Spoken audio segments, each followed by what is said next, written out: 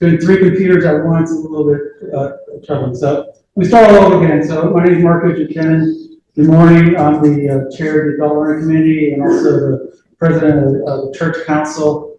So today, in the next 3 weeks, or next 2 weeks, we're going to do classes on faith and gun violence, which will be here after the church, online on Zoom, and also be recorded for our YouTube, our church's YouTube channel.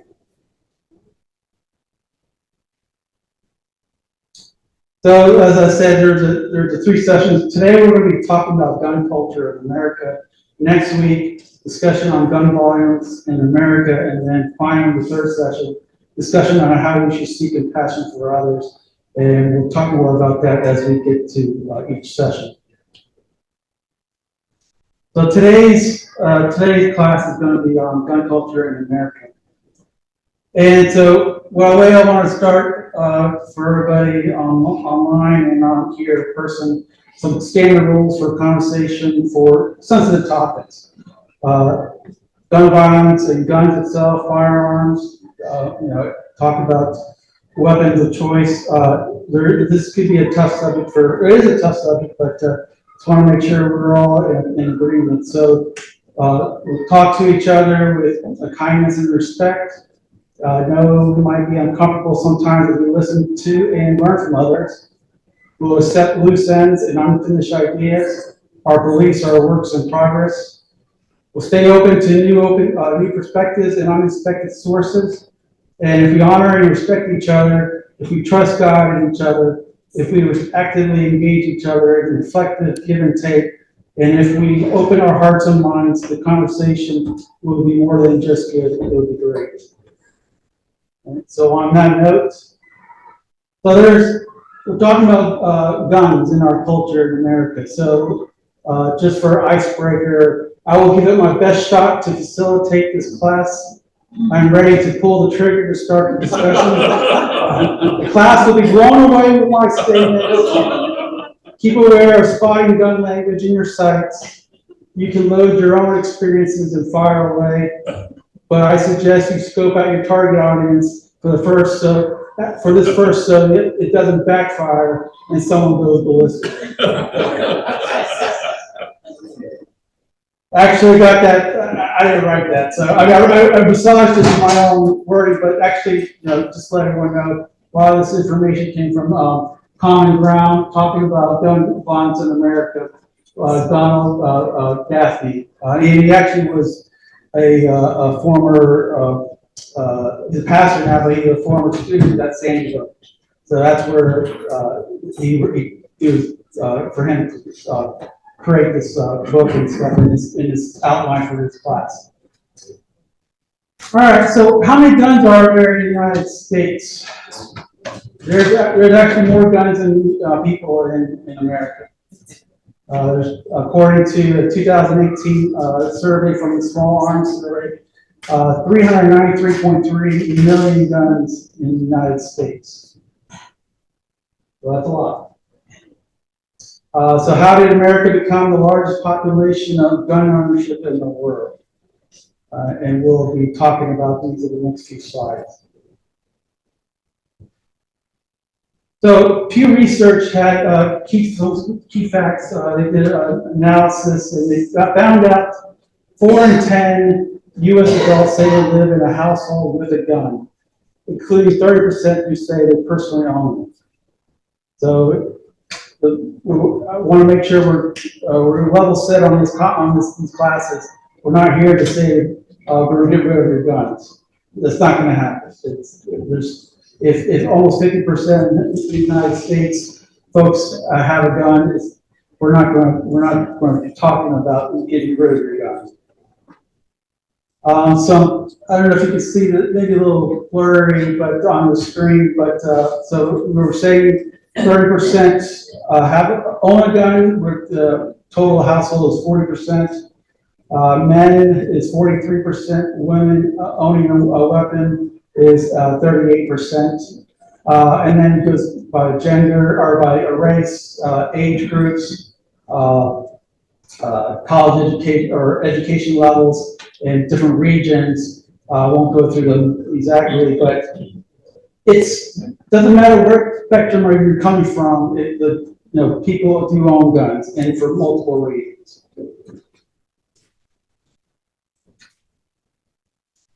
So Americans are buying guns more than ever. Federal data suggests that gun sales have risen in recent years, particularly during the coronavirus pandemic. In 2020, the number of monthly federal background checks for gun purchases was consistently at least 20% higher than the same month in 2019, according to the FBI's National Instant Criminal Background Check System. As you see on the chart, the red line is 2020 and the gray line is 2019. So as during the pandemic, when we finally hit in the United States around March time, when it came full-blown shutdown of businesses and stuff, people started buying guns. So, and this is all from background checks. These are people lawfully trying to get guns during the pandemic. So, why are Americans purchasing guns? And so, in the pandemic time, and actually I read this online somewhere, and it makes sense. What was the first thing we all panicked about when the pandemic started?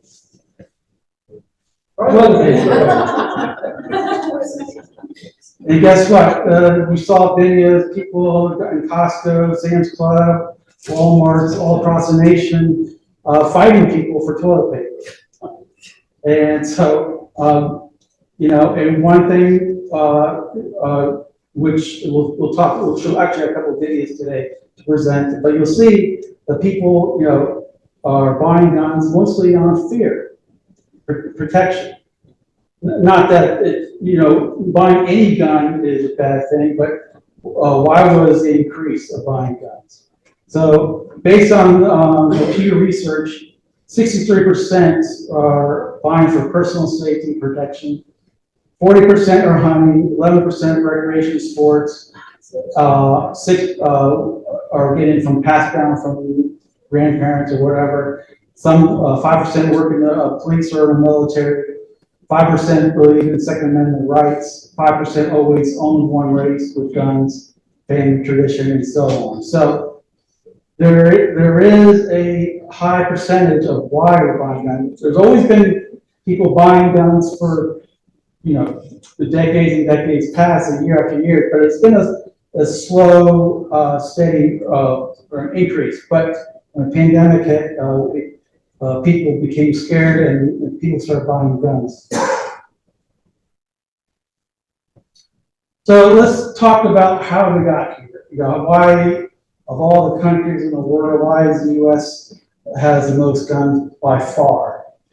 So just a brief history. 1607, Jamestown, Virginia, colonists brings guns from Europe to hunt food and take over land from the indigenous people.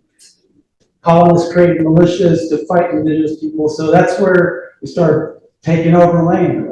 As Rick has taught classes on indigenous people, we won battles quickly over indigenous people with the guns because they did not have guns. In 1610, slavery starts in the United States or the colonies. Control of guns, identity and power over property, which is land and slaves at that time. In 1774, British ban of importing firearms and gunpowder to colonies. So England or Britain provided the weapons, and they thought that the colonists would follow to whatever the British kingdom was told them to do, but they realized they created a monster, and the colonists were said we don't need support from, or we're not going to do what England says, so that starts a Revolutionary War.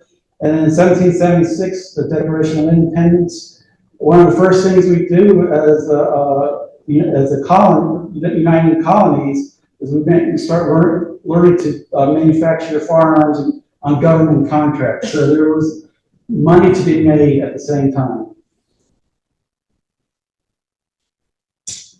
building an American gun industry. So as we're talking about it, so 20 years later, after we become a country, we have our Second Amendment. And so these are the key words, these are the words. We're not going to go have a full discussion on Second Amendment, but this is what it says. A well-regulated militia being necessary to the security of free state, the right of the people to keep and bear arms shall not be infringed. And during from 1783 to 1812, we had the second frontier. So we basically, the Louisiana Purchase, we basically doubled the size of our country and to once again take over indigenous people. We used guns, which they did not have. They had bows and arrows.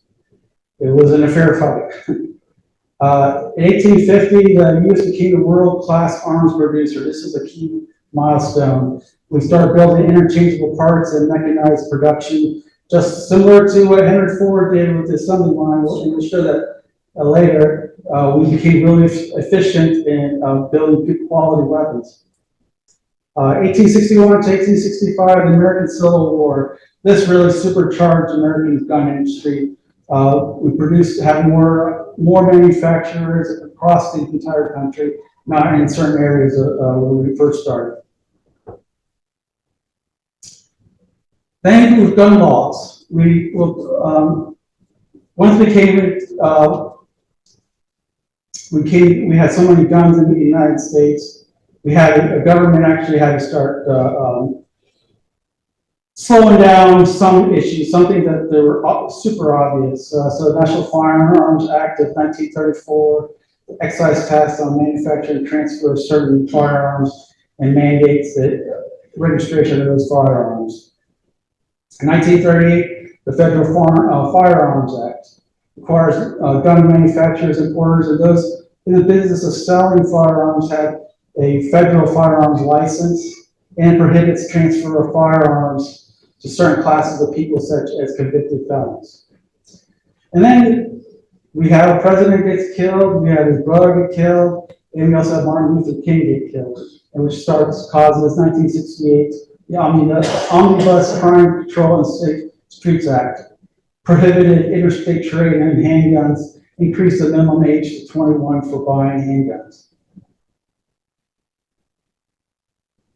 All right, so that ends my quick instruction, but we've got two videos to show, each are about 7 minutes.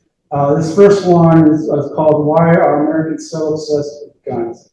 And give me one moment to set that up.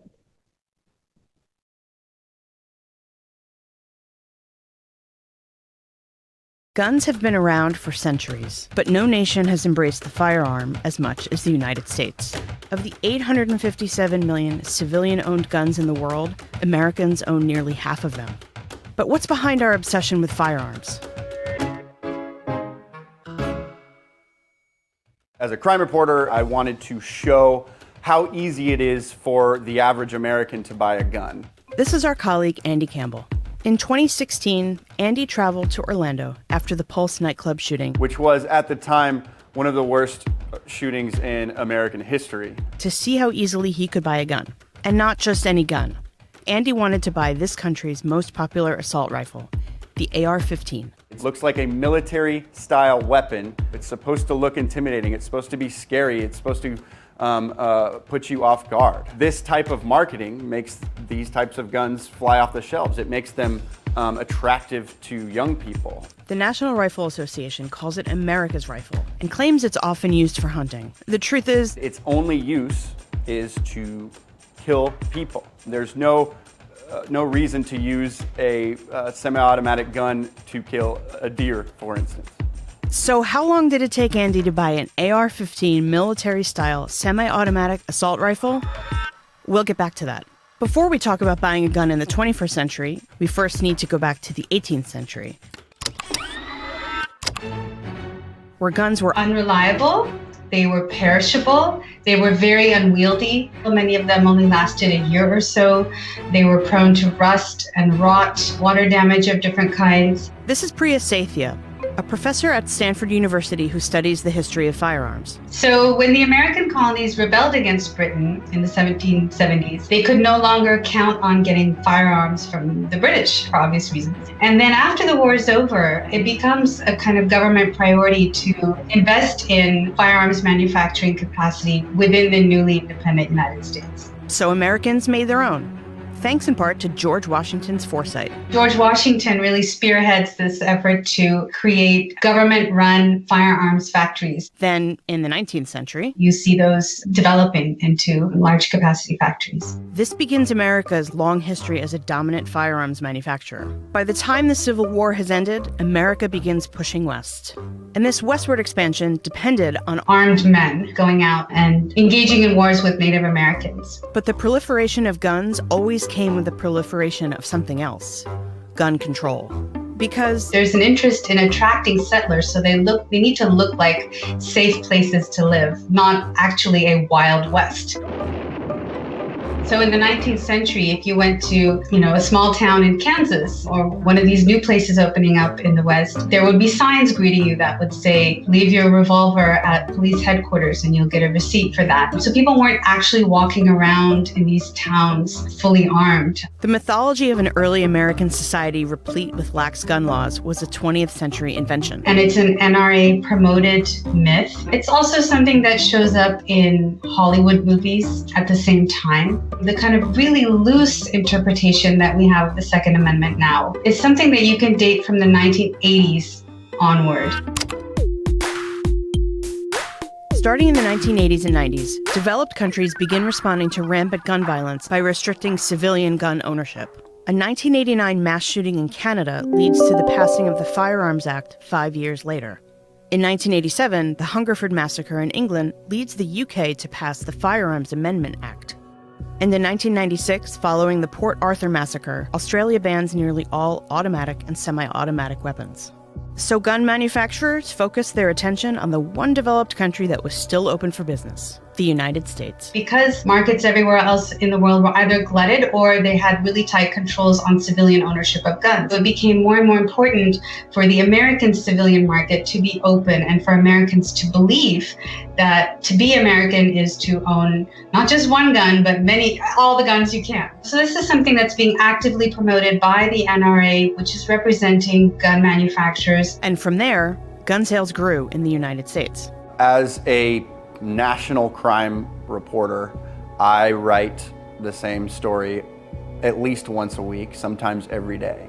Often I will be flying back from one shooting only to be turned around and fly to another shooting. This has happened several times in my 7 years here at HuffPost. Gun violence is such an issue that we have a hard time deciding which ones to cover.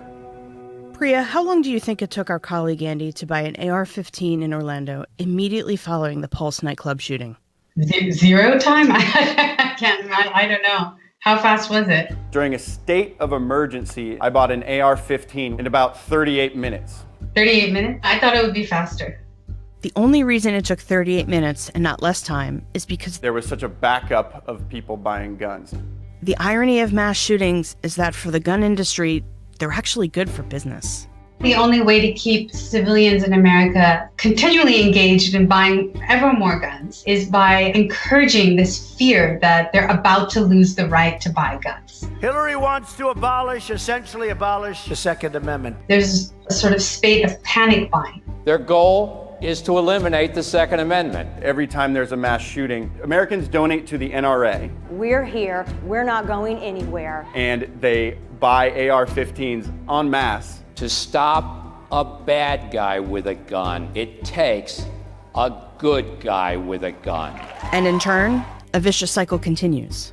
As guns pervade American society, so do mass shootings. It's why you look at the exits when you go to the theater. It's why, parents are telling their kids how to shelter safely at school. It's why you don't feel safe at a yoga studio anymore. And perhaps the most devastating part of all, now mass shootings have become part of American culture. It's something that goes on that we don't correct. Mass shootings have occurred in other places and then action was immediately taken to prevent it from happening again. The kind of peculiar refusal in America to take that kind of action, that's American, and then the mass shootings themselves are now solidly part of American culture. Our youth is growing up in an environment where they expect that walking out the door comes with an inherent risk. I heard students saying, "I'm not surprised," as often as they said, "I can't believe this is happening."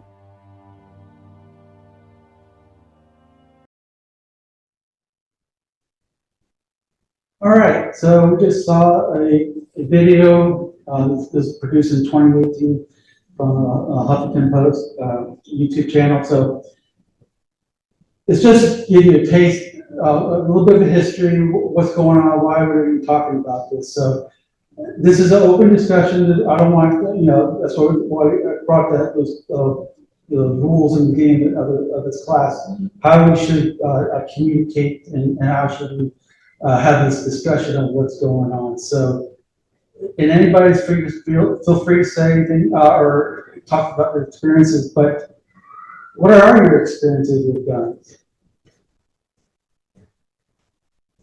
Yeah. Okay, I'm a recreational target shooter, or I was when I was younger. It's primarily long range out to 1,000 yards. I was asked to try out for the national long range team, which I couldn't do because it takes a lot of money and time. Anyway,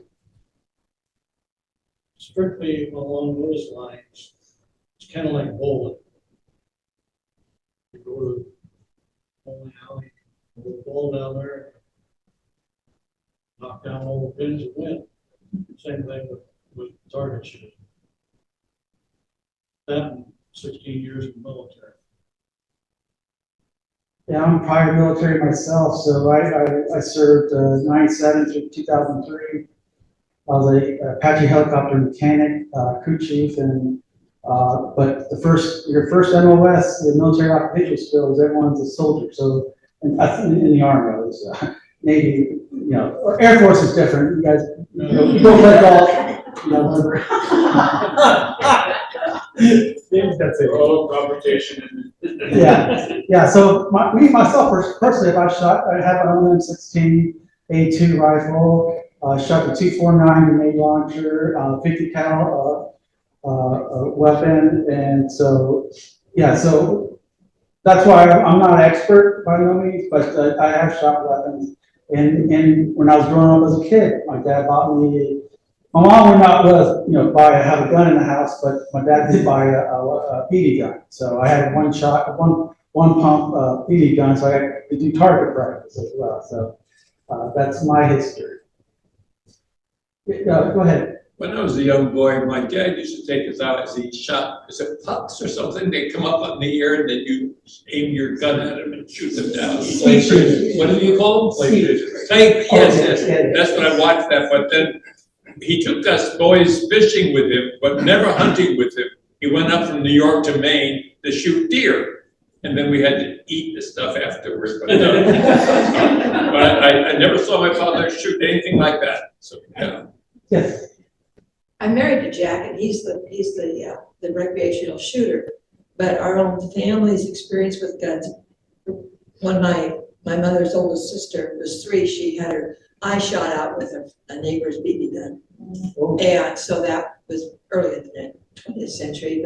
And then my nephew, who was an archaeologist, which sounds nice and peaceful, was working in Utah.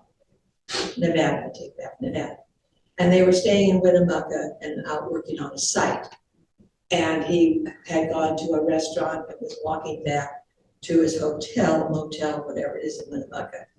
And the fella walking in front of him tripped and fell. And so he walked up to him and said, "Are you okay?" He got shot in the shoulder and almost lost his arm. And this person was a known mentally impaired person in town, but that was his experience. our son-in-law died of self-inflicted gunshot.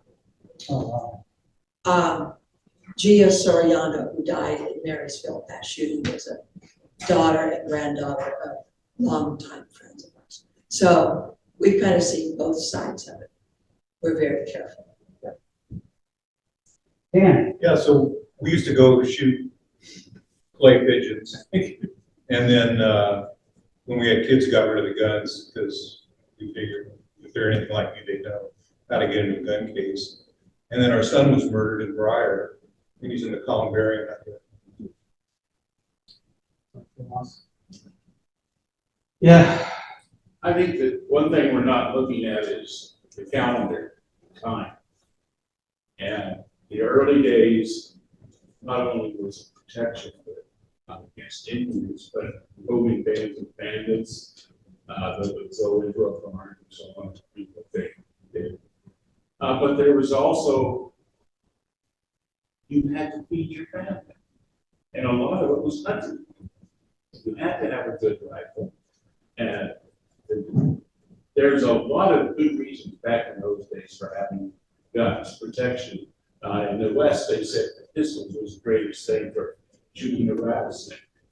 And we don't have rattlesnakes here, but you go. I've actually killed one of my, I used to have property in New Jacksonville, Florida, and a rattlesnake came, my beagle, my boy beagle, he starts barking outside, I look outside, and funny story. So I went to go look, there's a coiled up rattlesnake, probably, this big around, when it's rolled up, not with. But I actually, yelled to my wife at the time, and she bought her dad's shotgun, and I took 2 shots at it, just the second one just to make sure it was dead. But yeah, I totally understand that. I would not want it, I probably could have used a long shovel maybe to kill the rattlesnake, so it's not killing my dog, but yeah, definitely. But what I meant with the time was, times have changed, conditions have changed. And we don't need, like it says, an AR 16 or 14 or whatever they are. We don't need that. Even the only way we would have to need it would be go back to McCarthyism when we were afraid of attack with Russia, and that was really pushed by the I think. So the fear that people had of taking over the country and protection. That's politics. And today, what's the reason for it, really? The hunters, a good rifle is all you need. You don't need to have pump 50 bullets into a deer. You're not going to have any fat hamburger. And, I had relatives that up until just a few years ago in Texas, they go out and they can shoot 2 deer a year, and they eat venison is considered very good in many parts of the country. So there's a lot of reasons for having guns, but the stuff that they Karen, you had some first. I have no reasons, any reason to have a gun or even see them. My parents, my dad was a fisherman. We never heard talk about guns, but on the carpenter's side, my husband was in the Second World War towards the end, and my father-in-law was in the First World War. I do have a gun hidden away in my house that is from the First World War. It's never been fired for 80 years, whatever. And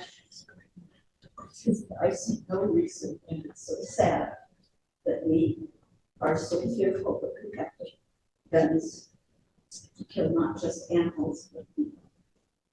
Dennis? Well, I guess I'm with Karen there. I grew up with some guns around, but it was a tool back when I was a kid. Yeah. And it was used as a tool. I never ever heard it framed as part of our culture.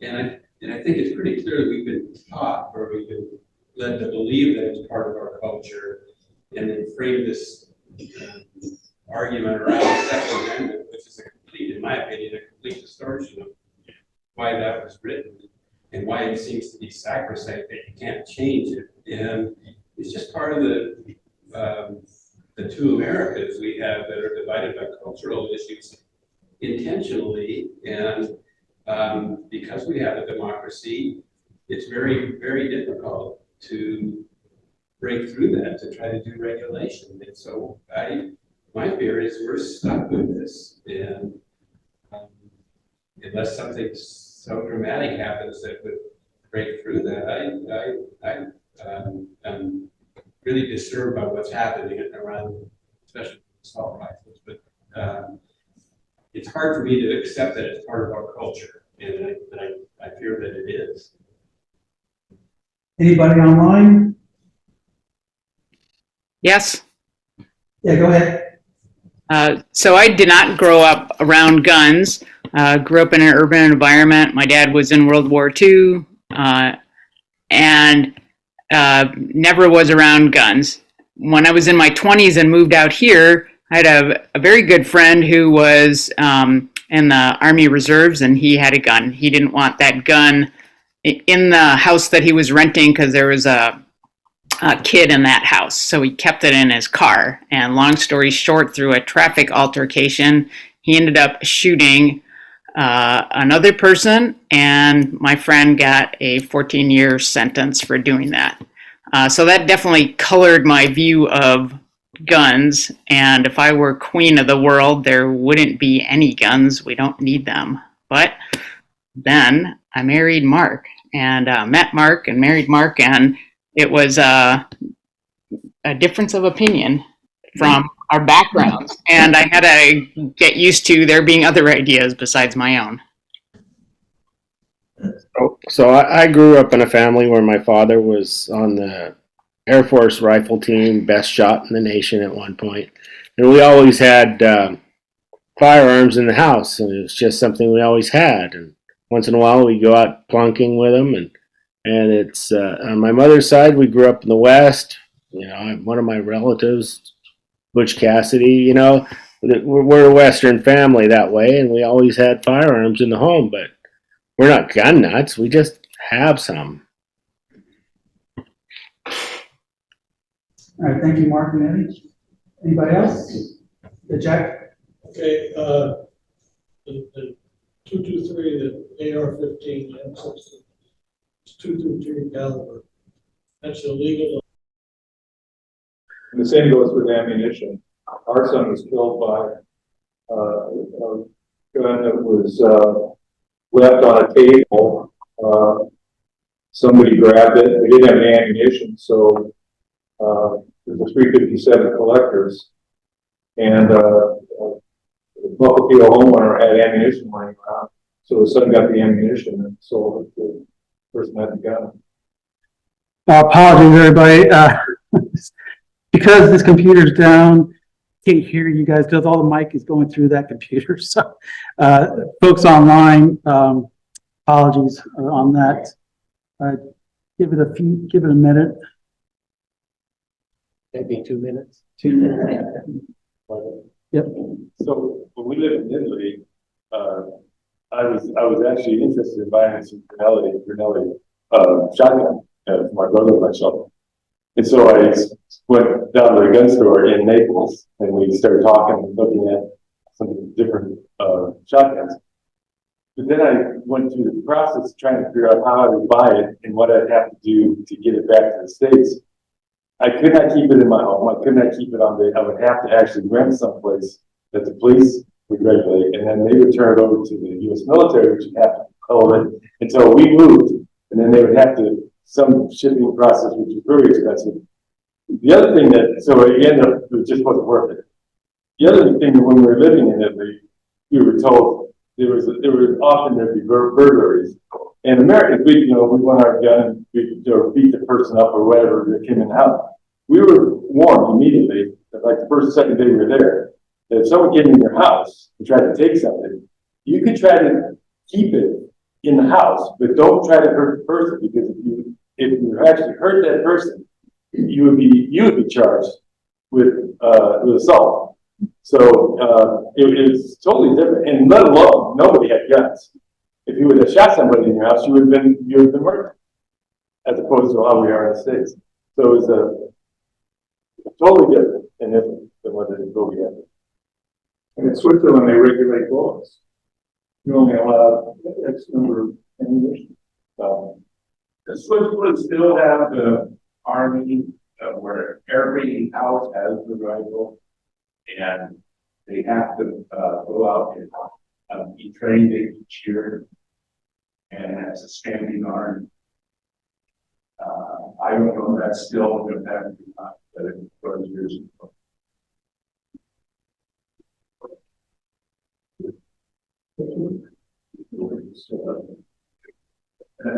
Back in World War II time, the Navy decided they wanted to do more protection. That's their origin. Yep.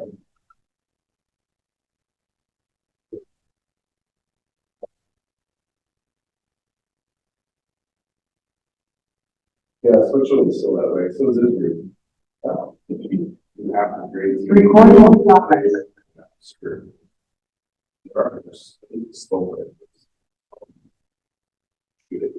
But they also look at the Israel.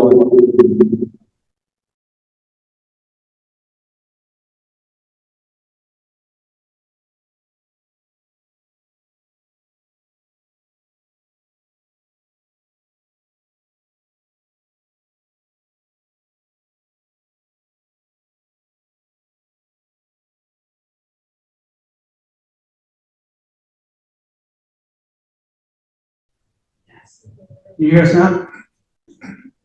All right, thank you. Apologies on that, the computer shut down. All right, so we just talked about, you guys didn't hear online or they get recorded either. We talked about folks going into other countries and different processes and different mentalities of gun culture in their own countries. So with that being said, let me share our next video just so we got to save some time. Well, the computer's still up, huh, Marco? Yeah, well, the computer's still up.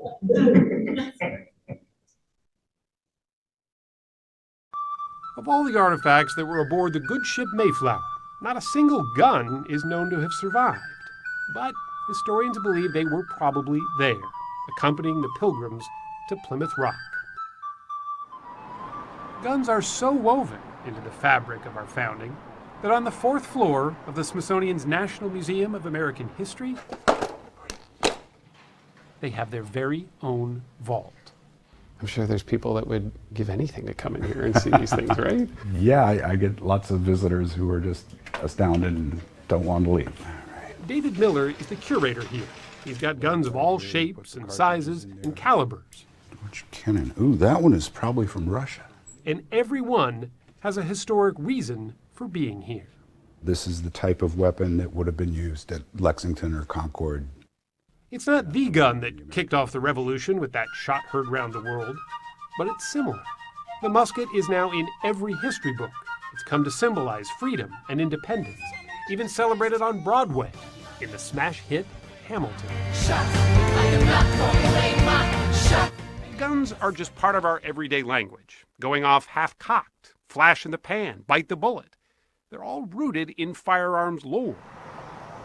But were we really born a gun culture? Historian Pamela Haig says, not necessarily. Listen to how many sentences begin with something like, Americans have always loved guns, they have always had guns. These things are much more complicated than that. The meanings of guns have changed. In her soon-to-be-released book, The Gunning of America, Haig says most settlers viewed the gun as a tool, as necessary and yet as ordinary as a plow or an axe. We think we have a gun culture because of this special, exceptional status with guns, but really, commercially, the gun was extremely unexceptional. It was very much treated like any other commodity. At the start of the Revolutionary War, we didn't even have enough arms to outfit the Continental Army. Today, however, it's estimated we have more guns than people. So how did we get from there to here? and here. The gun industry is not the only reason that we got here. However, it is the reason that never gets talked about. It's not just a matter of salesmanship, but gun industrialists like Oliver Winchester and Samuel Colt did their level best to create a market for their wares. Out of their factories in Connecticut, what came to be known as Gun Valley, they would soon produce firearms with the same speed and efficiency as Henry Ford would later do with the automobile.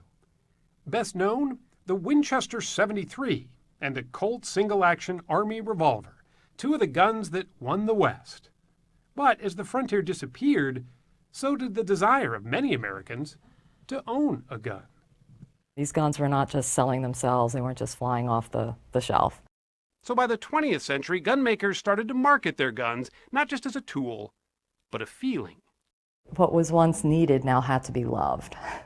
There was a strong appeal to the young, too, and the notion of the gun as a rite of passage. One of the more interesting ads said, "You know your boy wants a gun. You just don't know how much. He can't tell you. It's beyond words." For parents worried about real guns, there were catalogs full of toy ones, a must-have. There it is. Immortalized in what is now a Christmas classic. The Red Ryder 200-shot range model air rifle. It resembled the iconic rifles of the Wild West. And nothing romanticized the gun better than the cowboy. From real-life legends like Wild Bill Hickok, Wyatt Earp, and Annie Oakley, to Hollywood immortals like John Wayne and Jimmy Stewart. The gun came to represent the rugged individualism of the untamed West. As the good guys and bad guys changed, so did the guns. Say hello to my little friend. Some became as famous as the stars who fired them. Go ahead. Make my day. If the guns look especially authentic, well, that's because they are. Hollywood gunsmiths take real working firearms and modify them to shoot blanks. Okay, weapons hot. Like this submachine gun I was handed. Now just hold the trigger down. Pretty convincing, right? Well, they have to be, says Larry Zanoff, an armorer at Independent Studio Services, one of the largest prop houses in Hollywood. The education level of the public is much greater than it was. So yeah, we have to be that accurate down to the nth degree. We do take our guns seriously, owning them as a constitutional right. But we've also tried to legislate how to control them. Americans have always had mixed feelings about guns. So for as much as the gunslingers are part of our heritage, so too is disquiet and discomfort with guns. Even in the supposed Wild West, towns like Tombstone and Dodge City prohibited people from carrying guns in public. FDR signed the first federal gun control legislation in 1934, hoping to reduce the number of bootlegging gangsters armed with Tommy guns and the like. Then, fast forward 3 decades. President Kennedy died at 1 p.m. Central Standard Time. John F. Kennedy's assassination, along with Robert Kennedy and the Reverend Martin Luther King Jr., led President Lyndon Johnson to push through the Gun Control Act of 1968. We have been through a great deal of anguish these last few months and these last few years. Too much anguish to forget. Too much anguish back then, but what about now?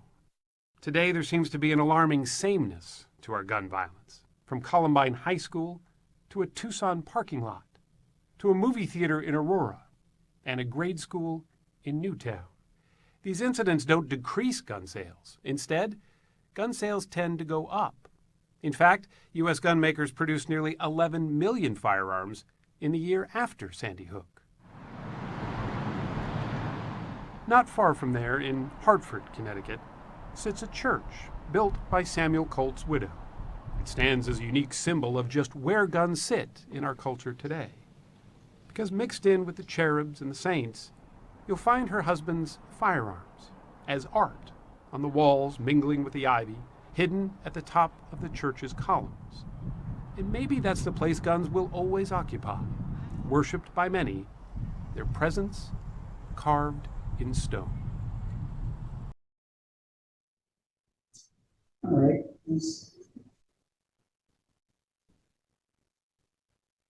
All right, so our final question for today, and we close up before we close up for today.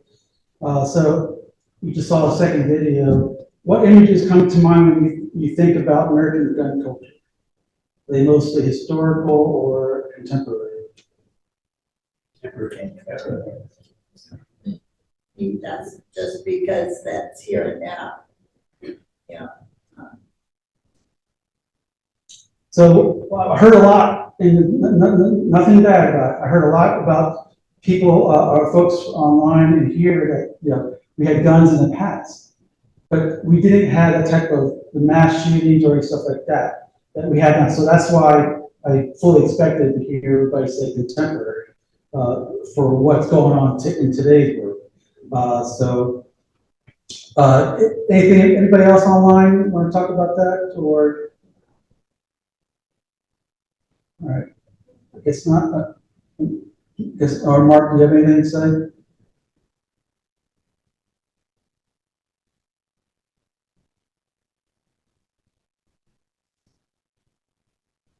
All right, I guess not. So, well, I think it's contemporary, and I think it's fictional. It's all been made up, and people have been scared that they have to have guns because the bad guys are going to come and beat them up. It's just that they use fear and all the stuff you see in the movies. It's just fictional. It's not true. Yeah, thank you. All right, yeah, go ahead. There's another thing that enters in currently, and that is mental sickness. And the things that have been just this year, and take last year, the atrocities that are happening daily, the shootings. All of a sudden, there's a rash of guys in their 50s that are going in and shooting people up. And that's been on the news just in the last 2 weeks, many times or several times. We need to pay more attention also to our mental problems nationally, because it's overtaking a big section of the people. Yeah, and we're definitely going to talk about. We'll start talking about that next week, but the third session for sure. You jumped the gun on that